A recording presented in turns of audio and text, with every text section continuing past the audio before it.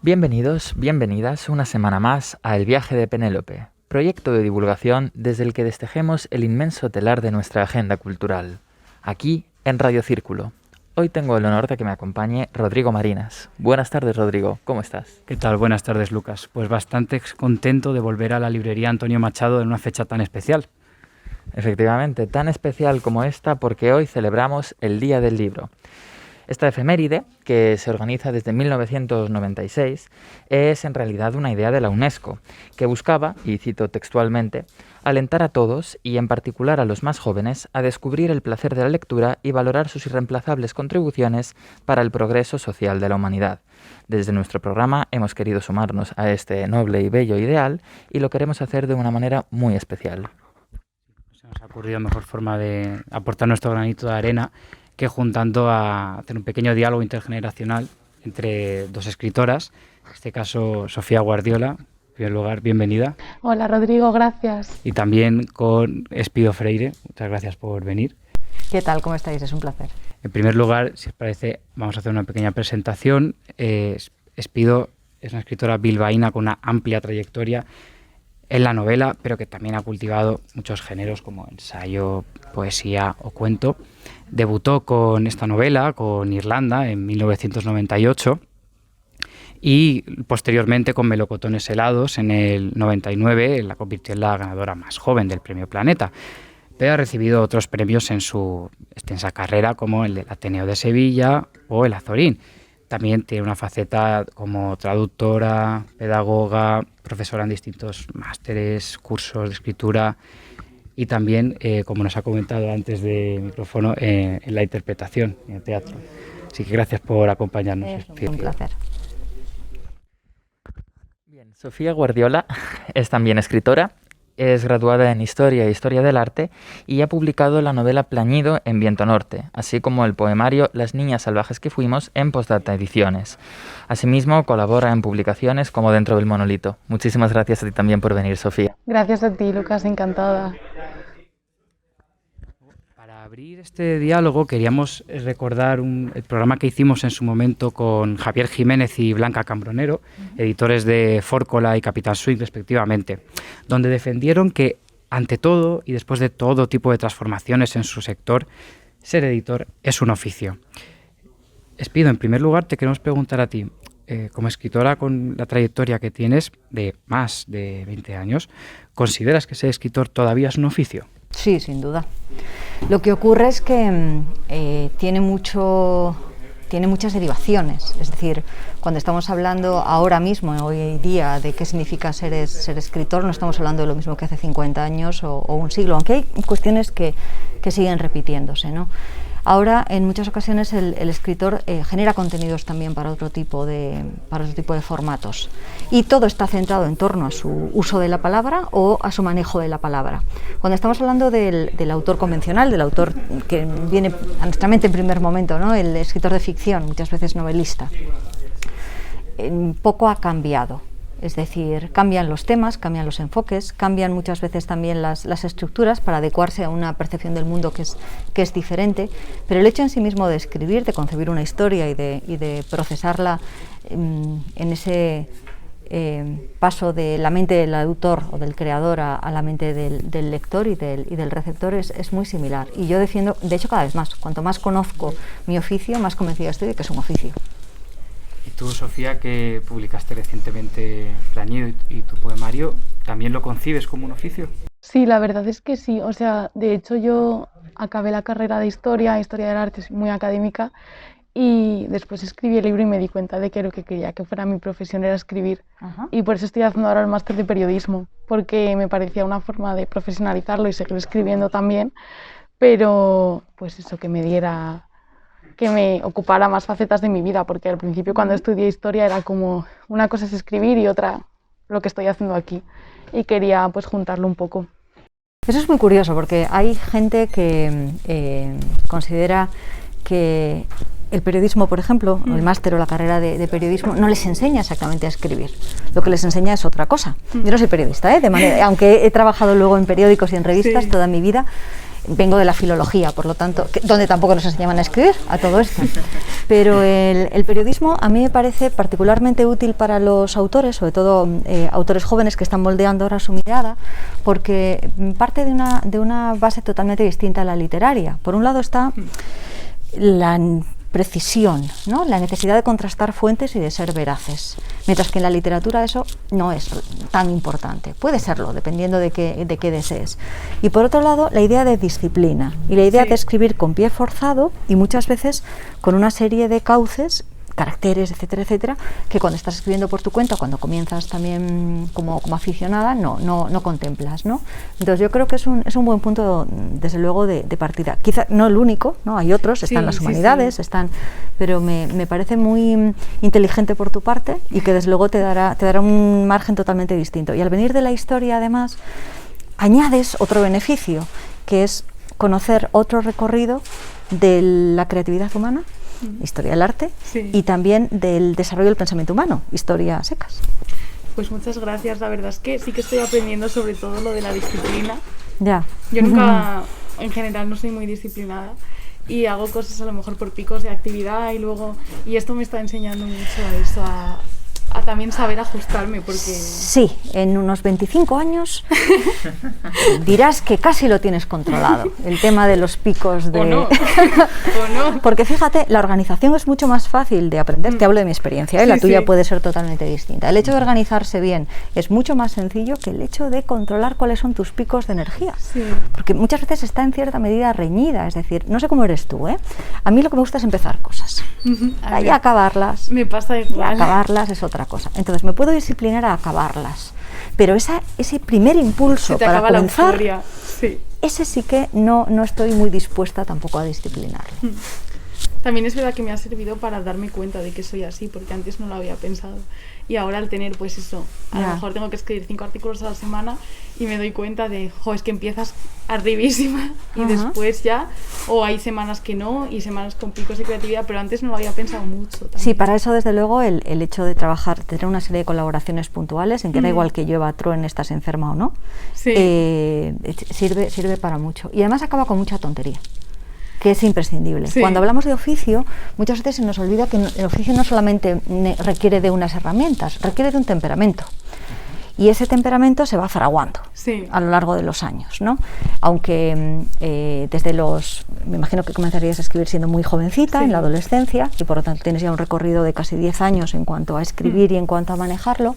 Hay otra cuestión que tiene que ver con entender qué significa escribir y cuál es la propia trascendencia de escribir. No la tuya en cuanto a construcción de ego, de personaje, luego podemos hablar de ello si queréis, sino en cuanto al trazado de tu propia obra y a dónde te quieres dirigir. Es decir, muchas veces hay una lucha con tu propia personalidad o una doma de esa personalidad. Y es todo lo contrario a lo que el modelo romántico de autor nos ha vendido. Sigue tu propio impulso. Bueno, no.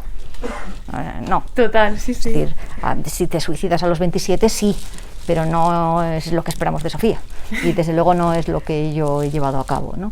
Por lo tanto, esa especie de desarrollo del oficio también tiene mucho que ver con conocer esos límites y entender quién eres, con una autocrítica constante. Eso es como aterrizarte un poco y darte cuenta de quién eres y de dónde puedes llegar. Porque claro, yo ahora pienso, bueno, es que este artículo tiene que salir sí o no, si yo tengo un mal día o lo que sea, tiene que estar escrito igual. Sí, bueno, a veces puedes pactar, no lo digas muy alto. Y por supuesto con periódicos no, pero hay muchas veces en que lo interesante también es precisamente conocer esos límites y por lo tanto hacerte trampas, ¿no? Sí, también eso es. Sí, al final esto es otra caballo rey. Es decir, queremos escribir hasta que nos dicen que escribamos y entonces decimos no. No exactamente. A ver, quiero escribir pero no eso y no en ese tiempo y no de esa manera y ahora no quiero. Y ahora que estamos hablando de rutinas, del proceso de creación, de lo que representa escribir para vosotras, ¿cómo ha influido o cómo está influyendo en vuestra carrera literaria las otras disciplinas artísticas en las que habéis adoptado una formación?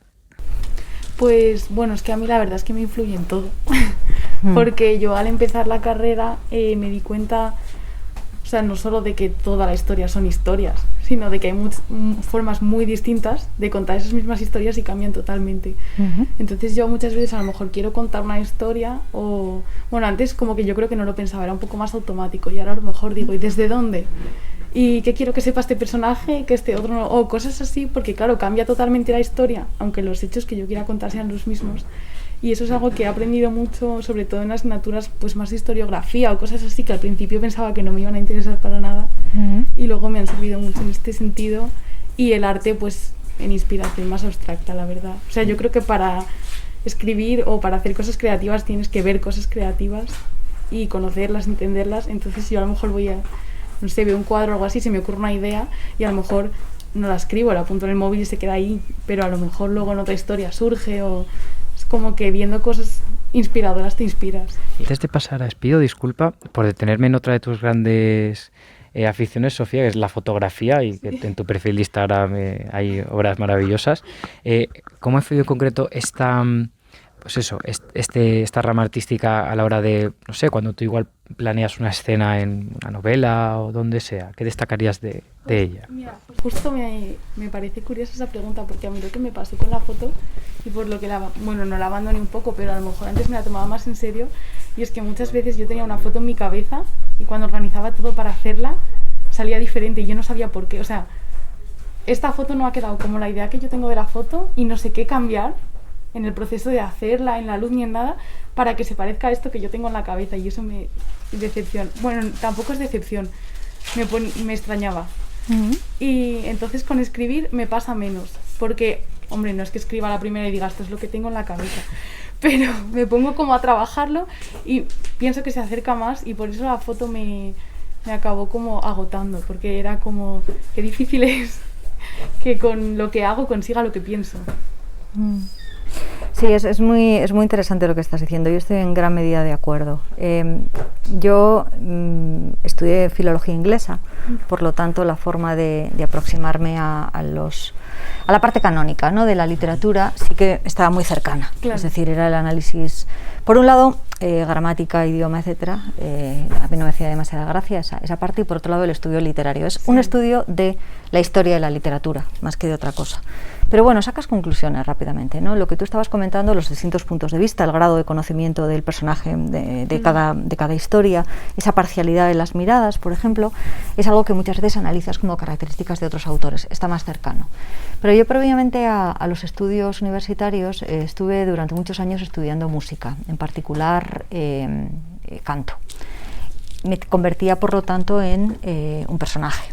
Entonces era muy interesante comprobar desde dentro esa mirada y hasta qué punto como personaje no estaba de acuerdo con mi propio autor, o hasta qué punto la manera en la que de una forma gestual o con una intención podías cambiar el contexto o el sentido de lo que decías, de lo que cantabas en este caso, la propia interpretación.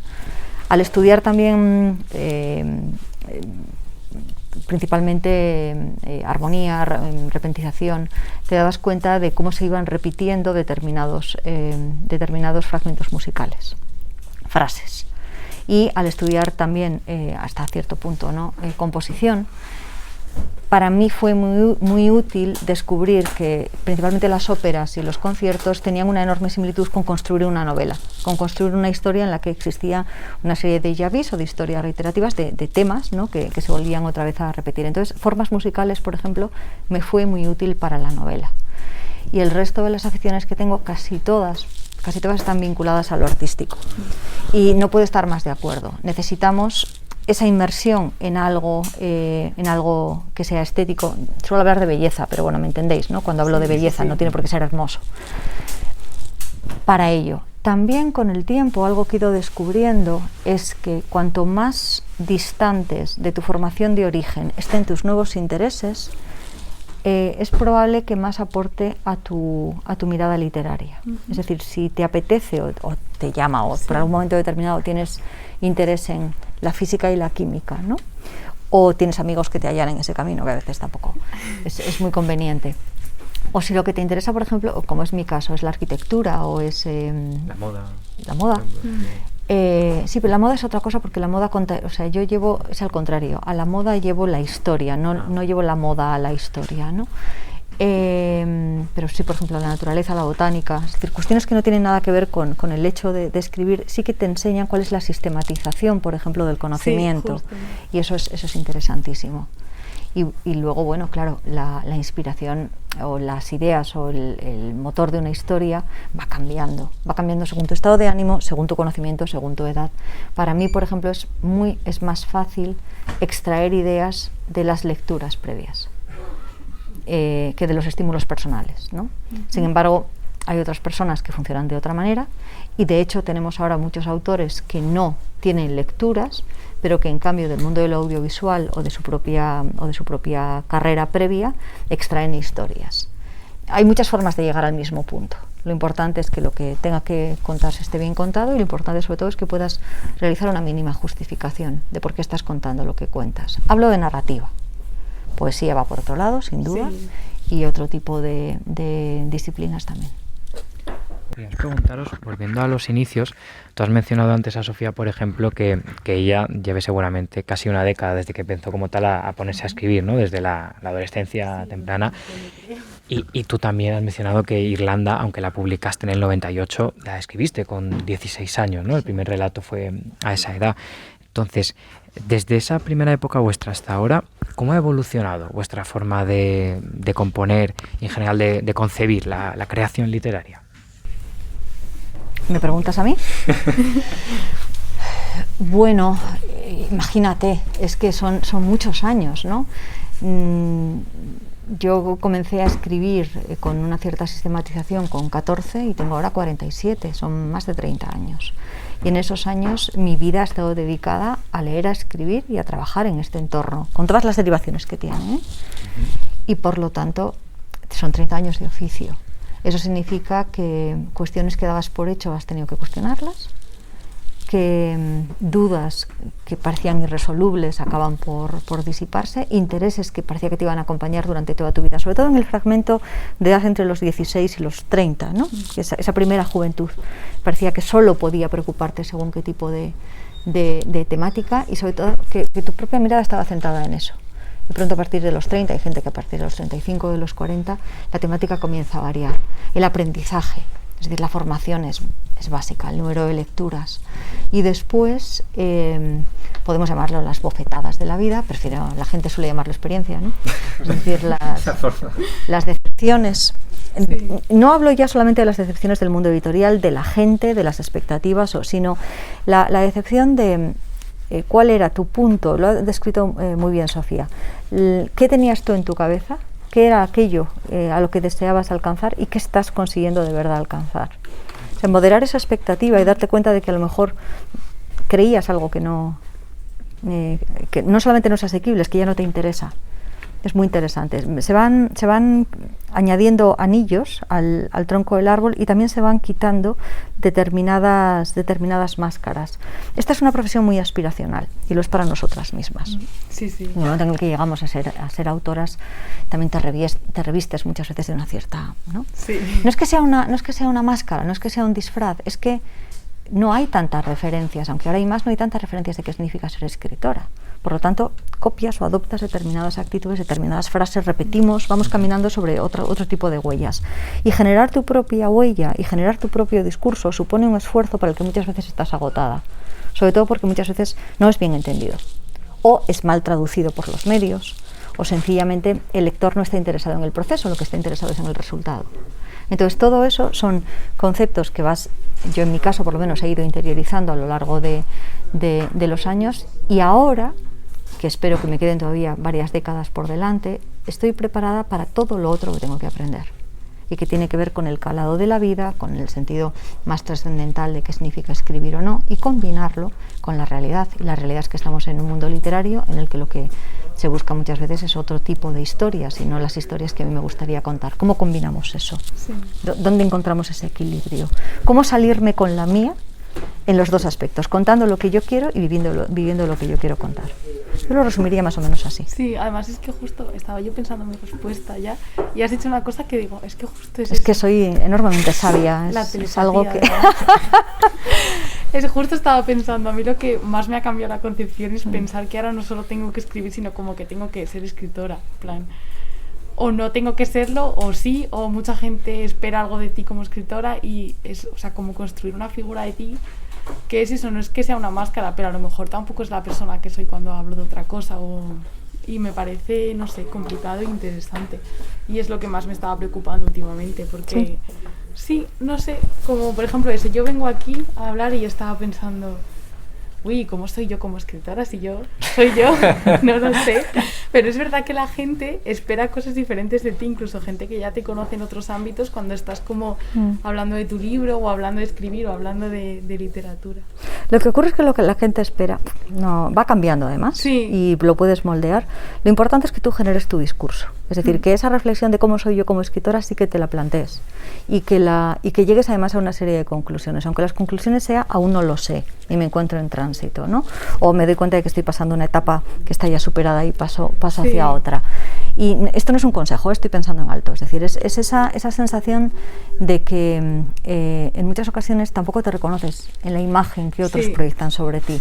Y eso está bien, porque pasa en otros aspectos de tu vida. Sí, pasa en todo. Lo que pasa es que en lo literario sí que tienes ese retorno y en otras áreas es muy probable que no lo tengas.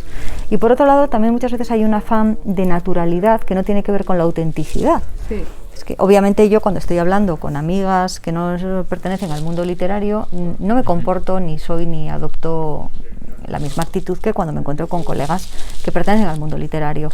Exactamente igual que cuando hablo de gatos, estoy con gateros, no soy la misma que cuando estoy con gente normal que como mucho tiene un gato, ¿no? o que le gustaría tenerlo o algo parecido. Es decir, que es cierto que muchas veces por esa idealización de lo literario le damos una importancia sobredimensionada, pero la verdad es que en casi cualquier aspecto de la vida somos fluctuantes, ¿no? Como que en otros aspectos lo que dices, a lo mejor te sale más natural porque sabes que no vas a obtener el feedback de lo que la gente está pensando o te interesa menos. Sí, también puede ¿no? ser. Porque justo, sí.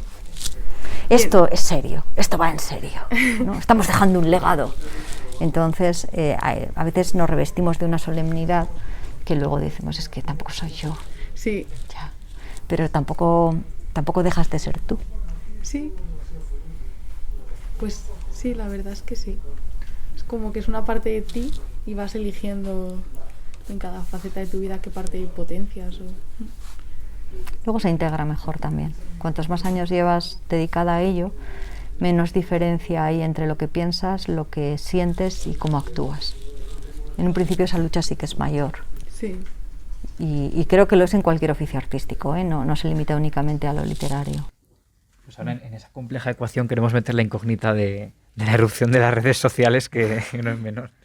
Sí, o sea, en toda esta serie de conflictos entre imagen e identidad que son tan fascinantes como desquiciantes al mismo tiempo, bueno, pues evidentemente han irrumpido, ¿no?, las redes sociales y de repente, de un tiempo a esta parte, la marca personal y la exposición personal a un gran público que cada vez está más omnipresente, pues se ha convertido en parte integral de nuestras vidas.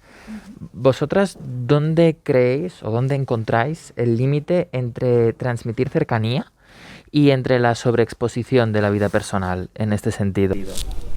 Bueno, para mí la verdad, o sea, es que el límite lo veo muy claro, también a lo mejor porque en todo el auge de las redes sociales me pilló en la adolescencia y ahí era como compartías todo. O sea, tampoco no me planteaba voy a compartir, era como muy natural y entonces ahora veo el límite pero muy, eso, no es que me lo tenga que plantear ni que pensar, sino estoy cómoda compartiendo esto, pues lo comparto. Y a lo mejor hay gente que piensa que es sobreexponerse, no lo sé, para mí no lo es, por eso lo estoy compartiendo. Y en cambio si algo me tengo que pensar si compartirlo o no, pues mira, no lo comparto. No lo cuento, no lo digo y ya está, lo veo muy intuitivo. También es eso, que yo pasé por una época, a lo mejor a los 15, 16, que era como todo lo contabas en redes porque si no, no existía. Ya. Y entonces, al pues crecer un poco y venir de eso, me parece eso fácil. No sé qué pensará la gente, a lo mejor la gente piensa que me expongo mucho o que soy muy seria y no cuento nada, no lo sé, pero para mí está como muy claro. Claro. Bueno, la construcción de una imagen de marca o la construcción de una identidad es anterior a las redes sociales. Y de hecho en mi adolescencia la generaban otros, claro. Tú no tenías ese poder.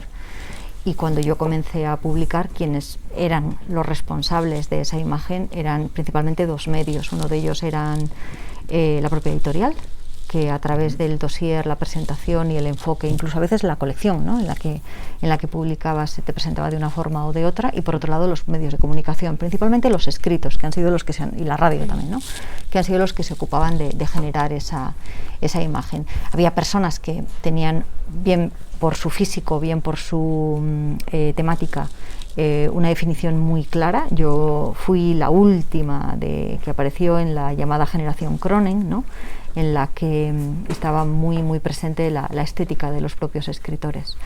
Y los dos de los últimos que llegamos, bueno, la última que llegué fui yo, pero dos de los que nos apartábamos más de esa estética éramos Juan Manuel de Prada y yo, que éramos muy diferentes y por lo tanto muchas veces nos calificaban como lo opuesto, ¿no? Es decir, nosotros éramos los académicos, los serios, los pedantes y formales frente a los neorrealistas urbanos con otra línea. No hay que dar ejemplos porque, bueno, lo sabéis de sobra. Algunos han dejado de publicar, otros continúan en activo. Y lo cierto es que esa posición nunca fue real. O sea, no existía una diferencia clara. Muchas veces coincidíamos en congresos o en ferias, las relaciones tenían que ver con lo personal, si te llevabas mejor o peor, y no con un enfrentamiento estético, por ejemplo. Había otros autores que pasaron más inadvertidos entonces, como Marta Sanz, pero que son también de esa misma generación, un poquito mayor que yo, y que después han tenido el lugar que correspondían, y otros en cambio no continuaron. Todo eso se generó y era muy potente en cuanto a generación de imagen de marca, y no estaban las redes sociales involucradas. Entonces, en el momento en el que eso irrumpe, que es efectivamente hace aproximadamente 10 años, para mí me muestran algo que es fascinante, que es, yo ya me había hecho cargo de mi propia imagen, a través primero de crear mi propia empresa y después mi propia web, y gestionar además qué tipo de fotografías y qué tipo de mensajes quería que se mandaran, porque había habido muchos con los que yo no estaba satisfecha, y a partir de la irrupción de redes sociales digo, vale, ya no necesito intermediario, lo que yo voy a comunicar y cómo yo quiero verme ya depende de mí, y por lo tanto los mensajes que yo desee mandar a públicos distintos, porque cada una de las redes sociales tiene a su vez una configuración diferente, la voy a manejar yo. Entonces, para mí en ese sentido fue todo muy liberador. ¿Qué pasó? Cuando llegué a Instagram, por ejemplo, ya había tenido la experiencia de Facebook, en la que yo compartía más de lo que luego consideré conveniente. Sí. No compartía todo, ni muchísimo menos. O sea, ya esa experiencia la había pasado, porque en alguna ocasión algún off the record de prensa me había hecho mucho daño. Yeah. Por lo tanto, venías ya con una experiencia previa. Y ahora, por ejemplo, lo que sí que tengo muy claro es que prácticamente no comparto nada que sea privado, sí personal, pero no privado.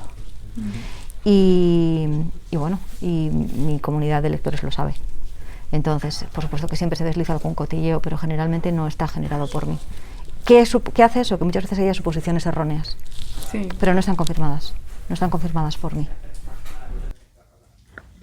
Un rollo importante, pero bueno. No, pero era una pregunta que vamos a decir más adelante, pero al hilo de lo que estáis comentando creíamos que era... Sí, ha resultado muy pertinente.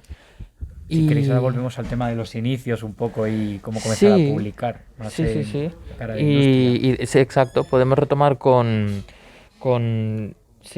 otro bloque temático más cercano a lo que viene siendo pues los temas, exacto, la configuración de la industria actualmente y cómo impacta, ¿no?, en el oficio de escritora. Y bueno, también atendiendo también a vuestras diferentes posiciones actuales, Sofía, tú como escritora que has debutado recientemente, hace unos años, ¿cuáles has encontrado que han sido los principales obstáculos estructurales para empezar a publicar? Pues en realidad, o sea, yo creo que mi principal obstáculo al principio era el absoluto desconocimiento. Yo no sabía, me parece lógico y creo que todo el mundo parte del desconocimiento, pero era como, ¿cómo entro en este mundo? No sé, me parecía pues eso, muy lejano, muy abstracto y tampoco sabía muy bien dónde informarme, ni por dónde empezar, ni por dónde tirar. Como que si tienes un hilo vas tirando y vas encontrando. Entonces al final era, pues nada, yo lo que hacía en esa época era seguir a todas las editoriales del mundo en redes, irme enterando, esta tiene este catálogo, o así, por las librerías también, o sea, es un trabajo de campo, yo creo, al final. Y luego ya vas encontrando tu sitio también, porque bueno, yo este libro, o sea, se lo mandé a la editorial porque la encontré por Instagram de casualidad y me dieron como buena espina porque no tenían ni un libro, o sea, el primero es ese. Pero eso fue, o sea, también un poco jugar con la intuición y me podría haber equivocado perfectamente, porque ya digo, no conocía nada, pero sí que al principio me encontraba con esa sensación de ¿y qué es publicar un libro? ¿Y cómo se hace? ¿Y dónde se hace? Y también tuve suerte de hacer las prácticas de la carrera en una editorial. Y entonces ahí empecé a ver cómo se hacía un libro, porque yo siempre he sido, o sea, en mi familia todo el mundo lee, siempre pues tenemos muchos libros en casa y tal, pero no sabía nada de el proceso desde que escribes una historia hasta que ese libro llega aquí. Y también tuve la suerte de, conociendo eso, de haber trabajado en una editorial, cuando yo edité ya sabía lo que tenía que esperar, lo que no, lo que podía demandar, porque al principio una autora no ves como esto lo puedo pedir o me tengo que callar, pero igual que en cualquier mundo en el que entras, yo creo. Es verdad que yo en general he tenido pues eso, todas esas suertes, pero eso es lo primero que me encontré y lo primero que me parecía como una cosa abstracta, publicar un libro, ¿qué es eso? ¿Cómo se hace? O sea, yo escribo la historia y ¿ahora qué? Entonces, pido respecto a tu trayectoria en cómo eran los 90, esas barreras y obstáculos que podía enfrentar un escritor o escritora y ahora, ¿crees que han cambiado mucho o que también se mantiene? La confusión y el desconocimiento del que habla Sofía era idéntico, y además no era lo mismo, por ejemplo, publicar a principios de los 90 que a finales de los 90, que es cuando yo empecé a publicar, porque estábamos viviendo en aquellos momentos un momento de prosperidad económica y de inversión, por ejemplo, de nuevas editoriales y nuevos autores, que solo ocurrió durante una ventana temporal determinada, desapareció. Y por lo tanto tuvimos una serie de oportunidades que quien la aprovechó pues fenomenal, y quien no la aprovechó en aquel momento muchas veces ha desaparecido, que las generaciones posteriores no la han tenido y que nosotros mismos también hemos vivido con muchas oscilaciones. Muchos autores de mi generación desaparecieron en torno a 2006, con la gran recesión, ¿no? Es decir, tuvieron un recorrido de unos 10, 8 años y después desaparecieron. A ver, ¿cuáles han sido los cambios principales? En mi caso, por ejemplo, con ese desconocimiento del que hablaba Sofía, yo intento sistematizar siempre todo y por lo tanto cuando me enteré de que existía la figura de las agentes literarias intenté acceder a ellas y fue a través precisamente de un profesor de filología, de Ángel García Galeano, como llegué a mi primera agente, y fue mi primera agente la que abrió ese camino hacia 3 editoriales. La mejor oferta fue la de Planeta y empecé a publicar en Planeta. ¿Qué diferencias había? El peso de los agentes ahora yo creo que es menor, sobre todo en los inicios. Muchas veces la relación con el autor es más directa. Después la autopublicación existía, pero por ejemplo la posibilidad de autopublicar en Amazon y sobre todo la distribución que ha generado Amazon y otro tipo de grandes plataformas no existía. Yo no soy una gran defensora de la autopublicación, por decirlo de manera suave, ¿vale? Por muchas razones, y desde luego no era lo que yo buscaba para mí. Yo buscaba el refrendo de una editorial y cuanto más seria fuera esa editorial, mejor. Era también como me habían enseñado a hacer las cosas. Durante el año en el que me contrataron la novela y empezaron a publicar, yo estaba cursando un diploma en edición y publicación de textos. Por lo tanto, ese proceso de cómo se construye el libro lo estaba viviendo en paralelo y para mí fue muy útil. Fue muy interesante ver cómo se publicaba, cómo se corregía, cómo se componía, etcétera. Me ha sido muy útil con posterioridad. Y lo que sí que he visto ha sido una precarización de todos los distintos oficios que se encuentran en el mundo editorial, ¿no?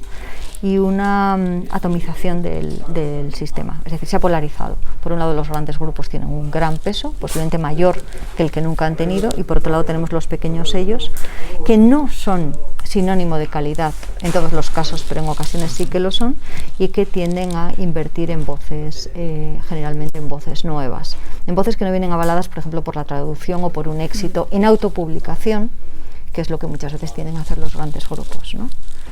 Entonces se ha profesionalizado en algunos sentidos a mejor y en otros a peor el oficio del escritor y se ha convertido todavía en más aspiracional. Es decir, cuando yo era jovencita no había tanta gente que quisiera ser escritor como ahora. Cierto que ahora la mayor parte de la gente que dice que quiere ser escritor o escritora no saben qué significa. Es decir, lo que tienen es una gran afición por escribir y quieren publicar. Realmente no saben qué significa convertirse en profesional de la literatura, ¿no? Pero bueno, eso daría para mucho. Sí, No lo digo además con un punto despectivo, ¿eh? Sí. O sea, no hay superioridad, no hay en este sentido un juicio. Es análisis puro y duro. En los 2 másters que dirijo, por ejemplo, lo comprobamos a diario con los alumnos a través de las distintas ediciones. Creen que con haber acabado un libro está ya todo hecho. Cuesta tanto escribir, cuesta tanto finalizar un proyecto, que se consideran, mayores y jóvenes, esto tampoco es una cuestión generacional, consideran que merecen ya la publicación, sin entender cuáles son los entresijos, tanto de rentabilidad económica, como de esfuerzo, como de largo plazo que implica la profesionalización. Y repito, no lo digo desde ninguna tribuna. Entonces, dirías que uno de los factores fundamentales que cambian esta concepción, ¿no?, del que es ser escritor es quizás una necesidad de inmediatez y de no ver, como dices, eso, la carrera de fondo que supone. Sí. Y no solo en publicar, sino en lo que dices de antes de construir una marca personal. Sí, pero absolutamente. Tampoco es un fenómeno nuevo, ¿eh? Es decir, no es algo que haya pasado en los últimos 3 años. Es decir, llevamos 15 años más o menos en ese proceso, poco a poco, que se va ampliando. Y que tiene mucho que ver también con lo positivo de poder controlar esa marca personal. Es decir, es que la mayor parte de la gente anónima hace unos cuantos años no nos planteábamos la idea de marca personal. Ahora, para acceder a cualquier puesto de trabajo, por ejemplo, se te habla o se te informa de la importancia de distinguirte del resto. Entonces, de una forma natural aplicamos también eso a lo creativo. Entonces, en muchas ocasiones damos más importancia a ese primer impulso, a esa tarjeta de presentación, que al trabajo de fondo. También ocurría cuando yo comencé a publicar que mucha gente se presentaba únicamente con una novela, una editorial o un premio. Y el gran problema era qué hago después con un segundo o un tercer libro. Yo no me acerqué a una editorial hasta tener 3 novelas escritas ya, precisamente porque había escarmentado en cabeza ajena, viendo qué hacían autores de mi generación y cuáles eran los altibajos creativos y editoriales que se producían. Para mí no había ese plan B, no había otra opción. Yo tenía una gran vocación literaria y quería dedicarme a ello. Por lo tanto, lo que sí que hice durante mucho tiempo fue ver de qué manera tenía un intento. Por mis orígenes, por mi carácter, por muchas cosas, sabía que tenía una posibilidad de intento y no quería fracasar.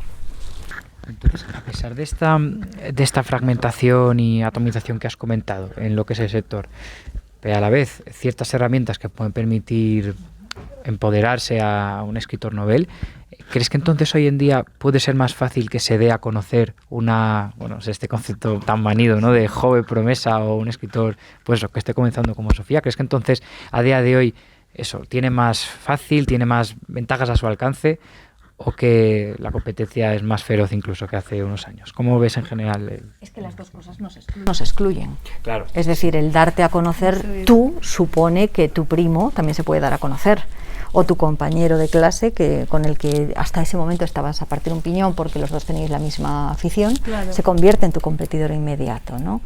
Claro que hay muchas más facilidades. Lo que ocurre es que, como pasa casi en cualquier otro sector, la capacidad de incidencia, es decir, la posibilidad de perdurar en el tiempo, también es más corto porque hay muchos más impactos. Se genera mucho más ruido ahora y tienes que conseguir que se te oiga tu voz en todo ese ruido de gente que está haciendo lo mismo que tú y que ofrece a lo mejor cosas muy parecidas a ti a un mismo público también. Sí. Qué curioso. La clave está en que no deberías ofrecer cosas parecidas a otros. Sí. Es decir, es que muchas veces cuando estamos hablando de vender una novela o estamos hablando de promocionar una novela, se sigue una serie de clichés, pero el autor no debería tenerlos, ¿no? Sí, justo. Y una de las posibilidades precisamente de éxito es distinguirte. Claro, distinguirte a largo plazo no se hace únicamente con boutades o sobresaliendo con extravagancias o con declaraciones extemporáneas. La originalidad tiene que ser genuina para que se pueda mantener en el tiempo. Insisto mucho en lo de mantener en el tiempo porque cuando tenía tu edad ya lo tenía muy claro. Si rescatáis bibliografía sobre el tema, hablaba mucho de eso, ¿no? Hablaba de la importancia de mantenerse, y porque ahora me parece clave. Es decir, hay claro que hay muchas posibilidades de publicar una primera novela, incluso de autoeditar una primera novela y que tenga un éxito razonable, ¿no? Que puedas vender un puñado de miles de ejemplares o varios centenares de ejemplares. Pero eso no significa nada a largo plazo y tampoco significa nada desde la perspectiva, por ejemplo, literaria. Es verdad que se cuestiona mucho ahora hasta qué punto las recomendaciones han sustituido, por ejemplo, a la crítica, y hasta qué punto la crítica está desfasada o por el contrario tiene algún tipo de sentido, pero bueno, el que tengas una buena recepción crítica es importante, y esa recepción crítica no la vas a conseguir únicamente con una apariencia, con un postureo o con eso que se puede construir de manera tan fácil. Tiene que ver con la identidad y con la identidad literaria. ¿Me explico, verdad? Exactamente. Perdona por seguir ya enrollándome a raíz de esto. A raíz de este fenómeno de la reducción de intermediarios, como has dicho, tanto en los medios de comunicación como en la crítica, como en estas editoriales, ¿no?, que proliferan ahora más pequeñas, ¿crees que aún así siguen siendo eso más necesario que nunca, esas estructuras intermedias, para precisamente prosperar y mantener en el tiempo una carrera? Es que depende mucho qué tipo de carrera quieras llevar. Y cada autor puede perfilar la suya, ¿no? En mi caso, por ejemplo, más importante que esa intermediación, por ejemplo, tiene que ver o media el prestigio académico, por ejemplo. Y la obtención de una serie de premios o de reconocimientos. Yo estoy ahora empezando a tener premios a toda mi carrera, no a una obra en particular, que te permitan demostrar que ha existido un recorrido y no únicamente un azar o una casualidad, ¿no? El hecho de que apueste por ti una editorial u otra, pues muchas veces es muy relativo. Yo conozco autores que han hecho magníficas carreras en editoriales pequeñas o medianas, muy sólidas, que en un momento determinado han sido captados por una editorial más grande, que luego han vuelto o no han vuelto o cualquier otra cosa. Es decir, independientemente de qué editorial apueste por ti o por qué editorial apuestas tú, si eres afortunada y puedes elegir, lo importante es cuál es la carrera sostenida. Y en una carrera de muchos años, obviamente, no todas las obras van a tener ni la misma repercusión, ni la misma acogida, ni tampoco la misma calidad. Cuando tienes ya una distancia, puedes ver qué va a perdurar y qué no. En qué te equivocaste o en qué sencillamente, pues el paso del tiempo ha sido más cruel. Irlanda, por ejemplo, y Melocotones helados, que son dos de las novelas que tienes aquí, han soportado muy bien el paso del tiempo. Hubo una novela entre medias que no tanto, por ejemplo. Entonces, y Irlanda apareció en Planeta, la intermedia en Seix Barral, que es una editorial eminentemente literaria, ¿no? Y pues, Melocotones helados, obviamente, en Planeta. Entonces, fue un Planeta además muy literario, no ha vuelto a haber un Planeta con ese enfoque desde hace casi 25 años. Entonces, también depende mucho de cuáles sean las apuestas y cuáles sean las opciones vitales y literarias por las que tú optes. Y en ese sentido sí que ahora mismo tienes un margen enorme, en ficción y en no ficción. Pues Sofía, ¿quieres añadir algo de este punto? No, o sea, estaba pensando cosas, pero ya, yo creo que, básicamente está dicho. Pues por conectar un poquito estas cositas que habéis comentado sobre un crecimiento en el componente aspiracional en el oficio, pero luego también un aumento de la voracidad de la competencia. Y en relación a una cosa que Espido también ha mencionado hace ahora un ratito, que es esta proliferación de las escuelas, cursos, másteres, en general oferta formativa, ¿no? Para la escritura, queríamos preguntaros cómo las enmarcáis vosotras o cómo concebís a qué responde, ¿no?, este aumento de la oferta formativa. Si es a causa de este aumento de la profesionalización, si corresponden al vínculo entre el aspirante a escritor y una industria que en muchas ocasiones se revela como poco accesible, si es una mezcla de estos factores, si hay algo más en la ecuación ahí. La verdad es que sí que creo que es una mezcla, porque eso pues ha surgido en este momento concreto por algo, y ese algo es por todo. También tengo la sensación... ¿Sí, tú crees? Sí, y tengo la sensación, por ejemplo, yo conozco mucha gente que escribe y se siente muy insegura porque nunca ha tenido una formación en escribir, y son un poco como, quiero hacer esto para... no sé, o para abrirme porque veo muy limitada mi visión, o para estar segura de que lo que estoy haciendo me gusta, o para aprender otra visión o lo que sea. Pero tienen un poco la sensación de, que esto creo que ahora la tenemos con todo. Si no me he formado en esto de forma académica, a lo mejor no sé hacerlo o no sé, pero me parece muy útil porque es verdad que aprendes mucho. O sea que por mucho que pueda haber gracias, contenidos gratuitos me da igual, en YouTube o donde sea, de cursos para aprender a escribir, si no hay un mentor o una figura mínimamente reglada, no exclusivamente en un máster académico, sino en un curso o en otro tipo de entidad, ¿tú crees que es cada vez más relevante esa figura? También creo que depende de cómo seas y volvemos a lo de antes, que vale, en internet está todo. Y por ejemplo, yo, no sé, una vez dije, venga, voy a aprender a tocar la guitarra en YouTube. ¡Qué mona! Y me di cuenta de que a lo mejor hay gente que puede hacerlo, pero a mí no me funciona por cómo soy. O sea, no tiene nada de malo, pero yo necesito un profesor que no solo que me explique, sino como que me esté acompañando en ese proceso para poder hacerlo. Y a lo mejor hay gente que, pues eso, vale, cursos de escritura gratis en internet. Eso es una cosa inabarcable que no sé ni por dónde empezar ni qué hacer. En cambio, si tienes a alguien que te acompaña, es como que también te sientes, o sea, no es solo que seas más constante y que sea más fácil, sino que te sientes más seguro. Yo creo que están cubriendo un poco esa necesidad, porque también, o sea, yo veo que somos una generación eso, que te han vendido que todo lo puedes aprender de forma autodidacta, y cuando te pones mito, es como, a lo mejor no, Hombre, es que tú lo estás viendo desde tu generación, pero hay que tener en cuenta que la mayor parte de los alumnos de creación literaria no son veinteañeros. Ya, también. Es decir, es gente que muchas veces ha acabado un oficio o que incluso están jubilados y que es el momento en el que pueden empezar a dedicarse a lo que quisieran, porque igual hubieran querido ser escritores, estudiar historia o filología, pero la familia les decía que derecho, ingeniería o medicina. Entonces de esos tenemos muchos. Yo no estoy muy de acuerdo en eso, Sofía, contigo. En torno al año 2000 hubo una pequeña polémica en ese tema, además la inicié yo, acerca de si era necesario que existiera formación reglada de escritores. Y nuevamente podéis también googlear y ver. Se hizo además en un congreso en Guadalajara, si no recuerdo mal. Y yo defendí la necesidad de una titulación, y de una titulación que fuera oficial y académica, para acabar con dos cosas: el amateurismo y la bajísima calidad de gran parte de los cursos literarios. Había algunos que eran buenos, había escuelas muy consolidadas y demás. Bueno, se despertó una rebelión enorme, y de hecho hubo algunos artículos que decían que es que yo exigía un título para ser escritor. Y no tiene nada que ver con esto. Pero yo vengo del mundo musical, y en el mundo musical, si tienes un grado medio en piano, tienes un grado medio en piano. Es decir, tienes la acreditación de que durante X tiempo has podido y has estado trabajando en eso, con un grado, y por lo tanto puedes contar para oposiciones, puedes tenerlo como mérito, como currículum. En literatura no tenemos nada de eso, salvo las licenciaturas de las que hablábamos antes, humanidades, periodismo, literatura.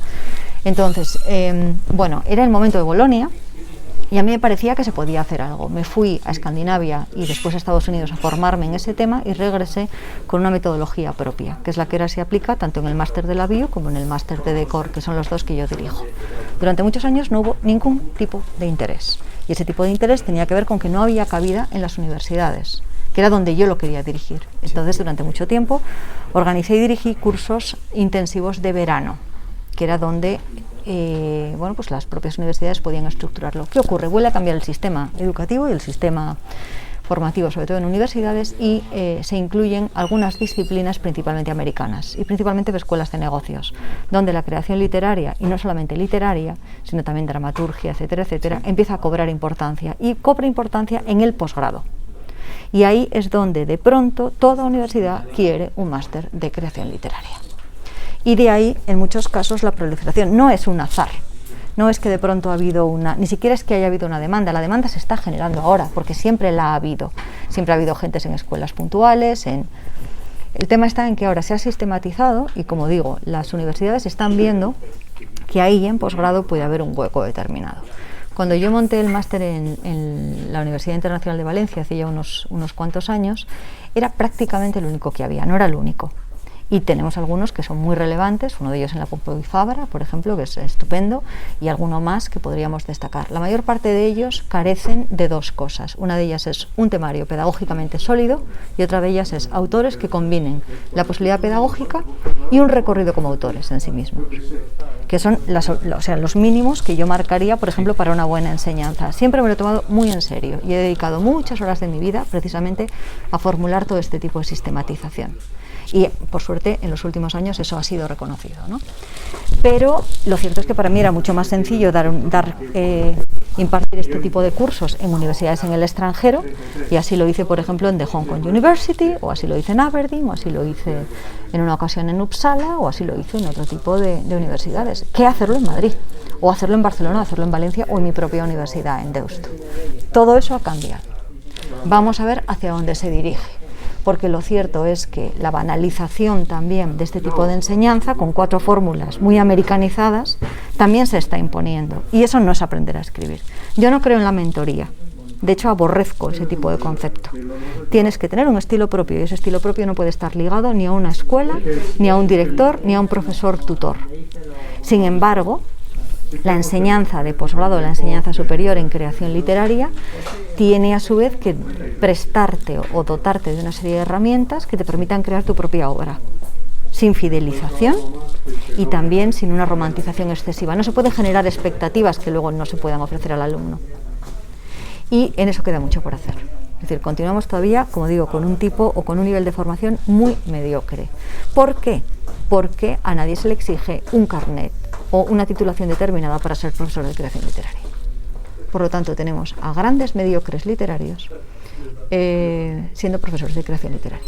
Tenemos a gente que no ha tenido ningún tipo de filtro, que no ha tenido una formación más que la autodidacta. Es cierto que casi todos somos autodidactas, pero hay niveles de formación y hay niveles de conocimiento. Y ahí no ha habido hasta ahora ningún tipo de rigor. Pero y ese déficit de una institucionalización de algo reglado, en el caso del escritor, como sí ocurre con los músicos que has mencionado, ¿es un Spain is different, o en otros países de Europa sí se ha dado, o que es que en general es una ausencia en países de nuestro entorno también? No, tiene mucho que ver con la falta de interés generalizada que ha existido por la lectura y por la escritura y los sistemas similares en España. Y, por ejemplo, Italia, Francia, Escandinavia, Estados Unidos, e incluso en temas de narrativa corta, Latinoamérica, ha llevado siempre ventaja. Siempre. Aquí ha valido el principio de autoridad. Y sobre todo es que no había una estructura. Así como sí había una estructura editorial, escribir continuaba estando reservado para élites intelectuales y muchas veces también para élites relacionadas con el mundo editorial. No se había producido una democratización del hecho de escribir.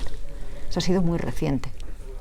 Y hay muchas otras cuestiones. El sistema educativo, del que ya he hablado, que no permitía, por ejemplo, la inserción de este tipo de sistemas, y después una romantización del hecho de escribir que todavía mucha gente considera que tiene que ser una búsqueda individual. Lo ha descrito muy bien Sofía. Puede serlo. La mayor parte de los autores han sido autodidactas, pero es cierto que ahora no tiene por qué. Y también es verdad que si de pronto empiezas con una titulación en literatura comparada y teoría literaria, vas a aprender muchísimos aspectos, si vienes de la ingeniería o si vienes de la enfermería, que ni sospechabas, aunque lleves toda la vida escribiendo. Es decir, hay una base teórica y hay una base formal perfectamente establecida, perfectamente canónica, que si lo deseas y lo deseas incorporar a tu vida como escritor, te dará posiblemente seriedad, base, lo que se llama fuste, ¿no? Y sobre todo un vocabulario y unas posibilidades. ¿Que quieres ir por otro camino? Perfecto. ¿Que no deseas ir por ningún otro camino y echar mano de tu carisma? Perfecto. Pero yo, por lo que sí que abogaba, es porque hubiera una posibilidad de, para quien lo quisiera, poder acceder a esos estudios, y ahora existe. Queríamos dar un salto ya en este último tramo del programa, desde la enseñanza y tal, y la formación de los propios escritores, a cómo luego relacionáis con vuestra audiencia y con la sociedad en general. Entonces, en primer lugar, el tema de las redes sociales ya lo hemos tratado antes, y ahora queríamos, en este mismo aspecto, preguntaros si esa información más detallada que podemos conocer de vuestro público, de vuestra comunidad de seguidores, hace más o menos difícil que os hagáis una idea de a quién os dirigís cuando creáis una obra, cuando escribís.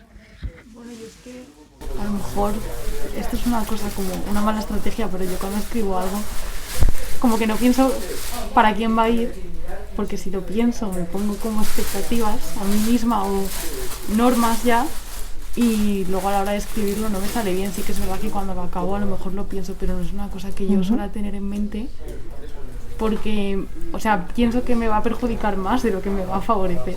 Yo creo que es algo muy, depende de cada uno. A lo mejor hay gente que le ayuda mucho pensar, estoy escribiendo una novela para gente joven o para, no lo sé. Pero a mí personalmente es como que me pone muchas trabas y no me ayuda. Y luego al acabarlo, además, como que siempre te sorprendes. Porque a lo mejor tú piensas que has escrito una novela para no sé qué, o una historia o lo que sea, y luego, en cambio, ves que la recepción es súper distinta a lo que tú esperabas, Y no sé, bueno, a lo mejor también es como que no tengo visión muy psicológica de la gente, no sé, pero sí que me pasa eso y me sorprende mucho. ¿Y cómo te relacionas con tus seguidores? ¿O con tu Pues, comunidad lectora? Sí, o sea, yo es que en realidad, bueno, yo tenía una cuenta de Instagram en la que yo hablaba de las cosas que yo leía. Ajá.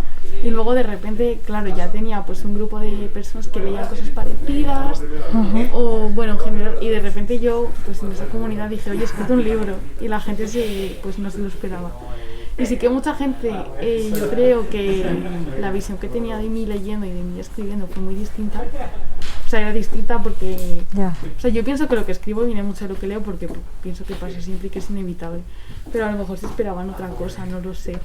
Y me sorprendió, pero me parece interesante saber cómo lo que espera la gente de ti, luego lo que das y cómo se reconcilia o cómo se distancia. Bueno, yo es que en mi caso, por un lado, tengo la comunidad de lectores que se ha ido consolidando a lo largo de mucho tiempo. Por otro lado, tengo la comunidad de seguidores, que no siempre coincide. Hay gente que no me sigue porque me desee leer, sino, como estaba diciendo Sofía, por cualquier otra razón. Cotilleo, otro tipo de contenidos, curiosidad, recomendaciones de libros, recomendaciones de los viajes, ¿no? Cualquier otra cosa. Eso es muy fácil de segmentar, además, a través de las redes sociales, y puedes ver muy bien cómo funciona. Luego, otra cosa es el lector ideal, es decir, el lector que tienes en tu cabeza, a quien de una forma o de otra diriges ese texto. Y los tres grupos están muy bien diferenciados. En la interrelación que yo tengo con los seguidores, sobre todo en Instagram, que es donde tengo el mayor número de seguidores, yo conozco bastante bien cuál es esa comunidad. Como os digo, es que además se puede fragmentar por rango de edad, por rango de... Países. Pero, sí, pero para mí es una información que no afecta a lo que yo les comunico. Y de hecho, por ejemplo, a veces se llevan importantes sorpresas. Gente que se ha incorporado después de haber hecho yo una gira por institutos y que de pronto descubre pues mi afición por la moda. La mayor parte de la gente lo integra bien, pero hay algunos que dicen, ¡ah! ¿Cómo puede una escritora? ¿Cómo puede una escritora? O sea, yo voy a hacer lo que me dé la gana, que es lo que he hecho toda la vida. O muchas veces al contrario, ¿no? La sorpresa. Pensaba que eras y de pronto he descubierto que eres de esta otra forma. Y es la reacción positiva, ¿no? El prejuicio. Claro, todo esto es entretenido, pero a la hora de la verdad, si tú tienes clara cuál es tu obra y tienes clara qué es lo que quieres hacer, y no hablo solo de la obra literaria, sino de tu trabajo, bueno, a mí a estas alturas, pues que piensen, pues bueno, pues siempre te gusta que piensen de una forma positiva, pero sí, hombre, si puedes elegir. No me quita el sueño, no esto. Sobre todo además porque es que hay públicos muy distintos. La audiencia que yo tengo en radio, o ahora con el nuevo podcast, es que no tiene nada que ver, por ejemplo, con el público infantil y juvenil al que dirijo los libros de Anaya. O muchas veces el lector de novela solo lee novela, no le interesa el ensayo. El lector que ha leído, por ejemplo, Tras los pasos de Jane Austen, es posible que sea lo único que haya leído mío, y que lo que le interesa es cuál es la visión que tengo yo de esa autora. Entonces, esa fragmentación de públicos, hay quien se hiperespecializa y dirige su mensaje únicamente a ello, pero a mí nunca me ha interesado eso, ¿no? Pierdes impacto y muchas veces pierdes engagement, pero a cambio ganas una visión mucho más general del mundo, que a mí me interesa. Y luego lo que sí que es absolutamente diferente es el público de Twitter y el público de Instagram. Entonces en Twitter hay determinados contenidos que no encajan. Es decir, todo lo que tiene que ver con un mundo más íntimo, ¿no? más personal, no tiene cabida, no me apetece tampoco. Y yo además no busco nunca atención negativa. Es decir, no provoco, no me interesa. Incluso las respuestas que doy cuando alguien me viene buscando las costuras, pues suele ser una conversación amable o directamente un poner en su sitio. Mire, en este espacio no permito este tipo de lenguaje. No es para polemistas. No, pero Twitter tampoco, ¿eh? No rehuyo la polémica, pero desde luego es que no pierdo el tiempo discutiendo con según qué tipo de personas, que sabes que no. Entonces, puedo argumentar, pero ni insultos, ni degradaciones, ni ironías fuera de tono. Mira, perdona, no estoy para eso. Es que no es el espacio. ¿Qué consigo con eso? Que prácticamente no tengo haters que se dirijan a mí. Eso no significa que no los tengas, por supuesto que los tienes, pero por lo menos no interactúan conmigo, lo cual es mucho más llevadero. Sí, te soluciona la vida. Y de vez en cuando aún así pues tienes a alguien a quien de pronto dices, pero ¿cómo se me ha colado esta persona? ¿No? También, claro, es que estamos en un momento en el que la gente está muy desquiciada y quien tenemos una repercusión pública redirigimos mucha de esa cólera, ¿no? Mucha de esa rabia, o mucha de esa... Cuando tienes eso también claro, también te conviertes en alguien mucho más clemente y mucho más pobrecillo.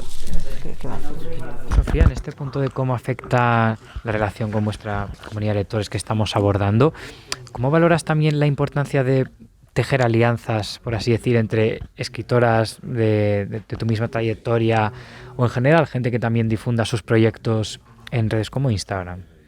Bueno, a mí me parece interesante. Sí que es verdad que al principio no lo hacía como algo consciente.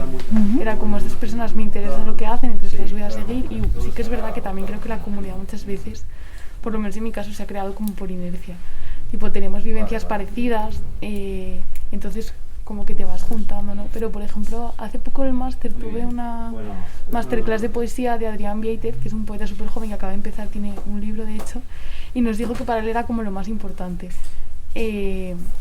Bueno, lo más, que era muy importante, tejer esas redes con esas personas también para apoyarte. Ya, es que en poesía si no. Claro, justo. Es la como... novela es diferente. Sí, eso creo también.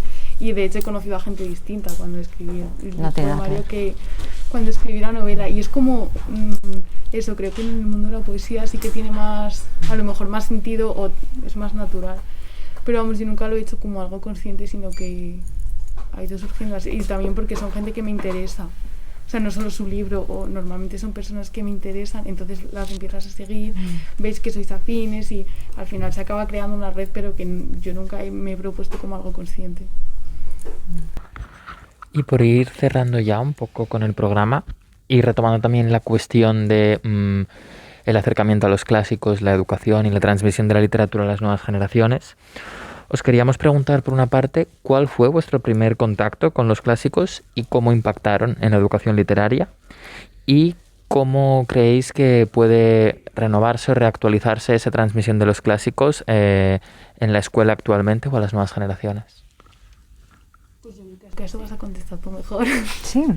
A la última parte. Aprovecha con esa última pregunta para meter. Pero ¿y tu reacción, por ejemplo, o sea, tu relación con los clásicos?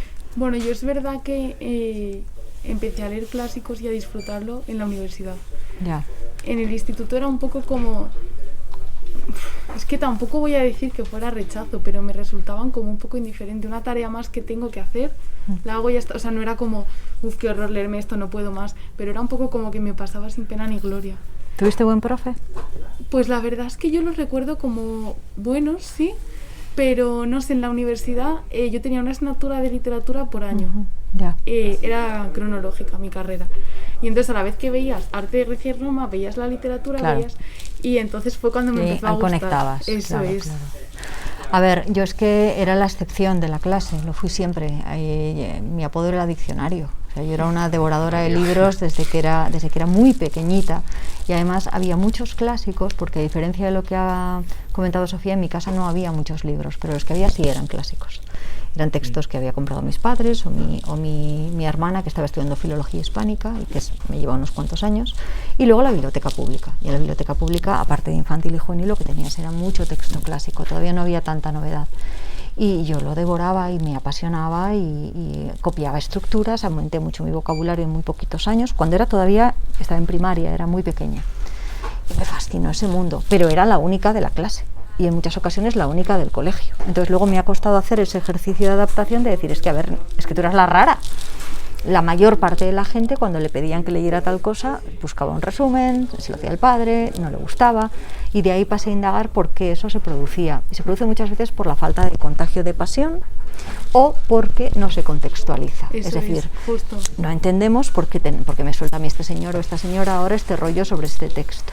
Entonces, cuando se combinan las dos cosas, una visión más amplia e interconectada y la propia pasión, es mucho más fácil. Aún así siempre va a haber un porcentaje al que no le interesarán los clásicos. Lo mismo que te puede no interesar el deporte, no interesar las matemáticas o no interesar cualquier otra cosa, ¿no? Vamos a ver, eso en cuanto a la aproximación por los clásicos. ¿Cómo se tiene que hacer ahora? Nos encontramos con un problema y ese problema es la desmantelación, muchas veces el desmantelamiento, de la forma de educación clásica durante los últimos 40 años. Es decir, de lo que se estaba enseñando en secundaria, cuando nuestros padres, los que estudiaron, que la mayor parte de ellos no estudiaron, estudiaban, ahora se ha producido todo un cambio de prioridades, de objetivos, y no enseñamos a los niños y a los adolescentes igual que hace 20, 30, 40 o 50 años. Y nuestra mentalidad continúa anclada en qué se debe hacer y qué no se debe hacer. Entonces, a mí me parece que la educación básica en literatura es esencial. Y esa educación básica no es leer. Leer es otra cosa. Tienen que aprender literatura y tienen que aprender historia de la literatura. Exactamente igual que tienen que aprender otro tipo de bases. Y si no se hace en la educación obligatoria, hay mucha gente que nunca tendrá acceso a eso. Y eso me preocupa mucho. Entonces, por otro lado, ¿qué ocurre? A los clásicos muchas veces se llega a través de un hecho de madurez. Y lo cierto es que ese proceso de madurez se está retrasando cada vez más. Y mucha gente considera que hasta los 30 años realmente pues, se sigue siendo un crío. Y en muchos casos es así. Entonces, lo que yo sí que encuentro es que según la gente va madurando, muchas veces se acerca más por curiosidad o lo que sea a los propios clásicos. ¿Que es más fácil si se ha sembrado en la adolescencia? Sí. Pero que no tenemos por qué cerrar esa ventana de enseñanza y conocimiento en la adolescencia y en la primera juventud clarísimamente. Mi experiencia, como te digo, lo prueba a diario. Y de hecho, conferencias, librerías, bibliotecas, etcétera, generalmente, salvo que vayas allí a estudiar, está lleno de gente mayor, de gente que tiene más de 50 años. Y cuidado, no es la misma, esa misma gente de 50 años era la que estaba cuando yo iba a estudiar o cuando yo tenía 20. La gente se va muriendo, ¿eh? Es decir, hay relevo. Es decir, que hay un momento determinado en el que de pronto dices, estoy harta de lo que sea, no vuelvo a ver o no vuelvo a jugar con la Game Boy, o no vuelvo a hacer lo que sea, y voy a pasar a otro punto. Entonces, en ese sentido yo tengo una cierta fe. Que en la educación obligatoria debe mantenerse, yo lucharé por ello. Que no es productivo, que no renta, que es mucho más sencillo enseñar cosas que te preparan inmediatamente para un trabajo, sí, pero es que la educación obligatoria no es eso. La obligación de una sociedad no es educar a futuros obreros o futuros responsables, es educar. La educación no es la puerta al trabajo, es la puerta a la formación, y esa formación tiene que cumplir con criterios y con objetivos muy diversos. Y entre ellos tiene que estar, sin duda, la historia, sin duda el arte, sin duda la música, sin duda la filosofía, sin duda la literatura. Y perdona, pido, pero por retorcer un poquito la pregunta, aparte de el gran... Bueno, hombre, si dejas llamarte ahí por tu nombre, Es una broma. claro, que tiene de formación profesional, también periodística. Bueno, y en el caso de, aparte del gran rol que ejerce una contextualización rigurosa, como lo que has estado comentando, lo que es a la hora de transmitir el texto, en una edad temprana, ¿cómo ves el tema de eso que se llaman las sesiones adaptadas? Hombre, o no tanto las... dos de clásicos, una del Cid y otra del Conde Lucanor, o sea, heavy, nada del siglo XIX. A mí me parece muy interesante. Es como hemos aprendido todos. Es como se accede. Con 6 años no empiezas a leer, obviamente, el Quijote, pero que te cuenten las historias de un señor que se va con un amigo por medio del campo manchego. Es divertido, es que se confunde con cosas, que vive en su mundo. Y que luego se te queda ahí, yo creo. Y luego más adelante, por lo menos en la iconografía, ¿no? En la ilustración, y luego ya con 12 pillas otra cosa, y a lo mejor nunca llegas al texto clásico. Bueno, pero por lo menos que conozcan la existencia de esos libros. Las adaptaciones cinematográficas y teatrales, muchas de ellas muy eficaces, también son un medio. Es decir, aquí no se pretende meter con calzador los textos clásicos, pero sí tienen que estar en contacto con ello. Yo me he encontrado con universitarios que no sabían, no es que no hubieran leído, es que no sabían qué era el Lazarillo. El Lazarillo, no te estoy hablando ya de obras del siglo XVIII menores, no, es que estamos hablando de básicos. Entonces, ahí ya no estamos hablando de otra cosa que no sea ignorancia, y es muy triste, porque es que hemos dejado un legado como idioma, solamente ya no hablando de nación ni de país, hablando de idioma, hemos dejado un legado que no puede perderse de esa manera. Repito, yo creo que tampoco se pierde tanto, si no, no estaríamos rodeados de libros como estamos ahora, ni en el Día del Libro, ni celebrando el Día del Libro. Pero lo cierto es que para ser buen escritor hay que leer, para ser un buen profesor hay que leer, a veces hay que leer obra especializada, y para ser una persona relativamente culta hay que leer. Luego cada uno que sea lo que quiera, porque no voy a indicar que hay que leer y que no hay que leer, para eso ya están otras personas, ¿no? Pero bueno, no sé, a mí es que siempre me ha producido mucho rechazo la gente que prefiere ser ignorante, o que prefiere ser burda, o que prefiere ser tonta, ¿no? creo que es una postura. Creo que nadie de verdad desea ser considerado alguien así. Y en los cuerpos docentes en los que tú diariamente estás asesorando continuamente, como has mencionado, en muchos espacios como bibliotecas, centros educativos y tal, ¿notas que hay una menor ortodoxia o eso, una mayor concepción de diversificar los soportes por los que favorecer la entrada a los clásicos? ¿O crees que hay resistencias y reticencias a los soportes? No tienen tiempo y no tienen medios. Están agobiados con burocracia y con objetivos. Por lo tanto, muchas veces de forma injusta ponemos la lupa en los docentes cuando los docentes no pueden más. No hay inversión educativa. Y lo que se quiere es satisfacer a todo el mundo, al alumno, al padre, al docente y al político de turno. Que ni siquiera es el político siempre el mismo. Bueno, menos mal, ¿no? Estamos en democracia. Cada vez menos. Pero lo cierto es que tenemos ahí un problema. Entonces, a su vez, los profes vienen de un sistema heredado. Y en ese sistema heredado cada vez hay menos horas para literatura. Lengua, bueno, ahí sigue, pero literatura no. Por lo tanto, si constantemente el programa les está quitando horas, hace falta una vocación muy decidida para oponerse a eso. O hace falta montar un club por las tardes, o hace falta un extraescolar de lectura, y eso es esfuerzo, y muchas veces es un esfuerzo gratuito, en el que los propios padres dicen, ¿y para qué le va a servir a mi hijo? Bueno, mientras quiera, pero ya a los 16, cuando empiece a ir en serio la cosa, no.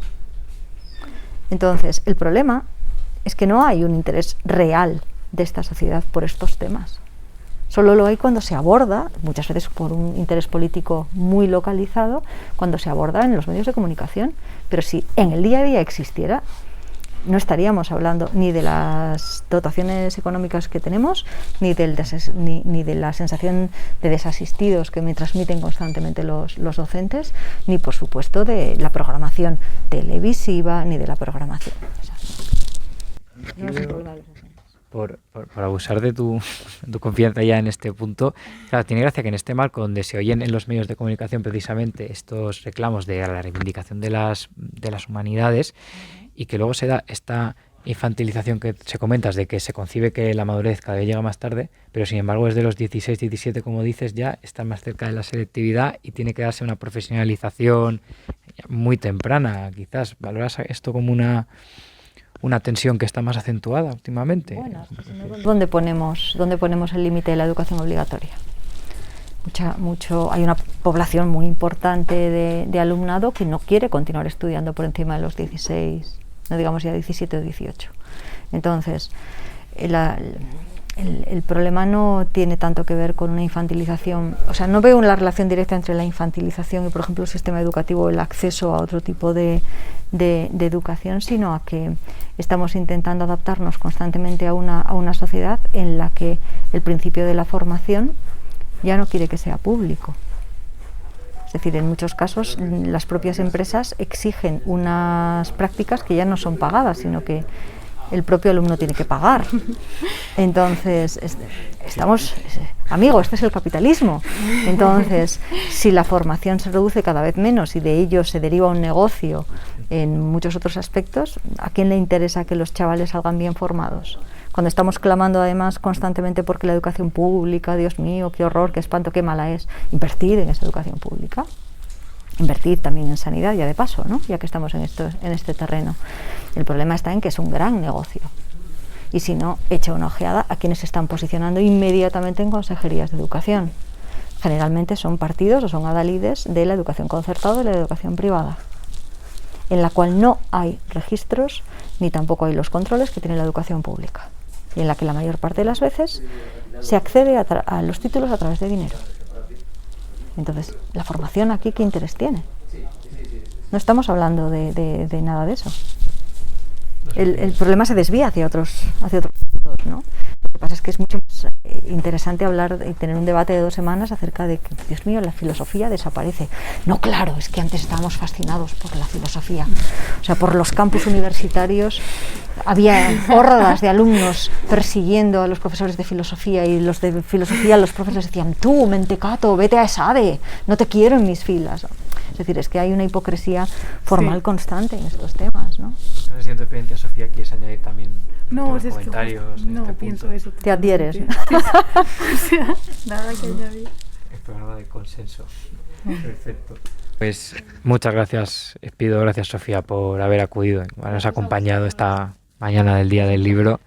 Muchas gracias también a la Antonio Machado y a todo su amable personal por acogernos y a todos vosotros y vosotras por seguirnos semanalmente. Esperemos que tengáis un buen fin de semana y nos vemos el próximo lunes en una nueva entrega de este viaje.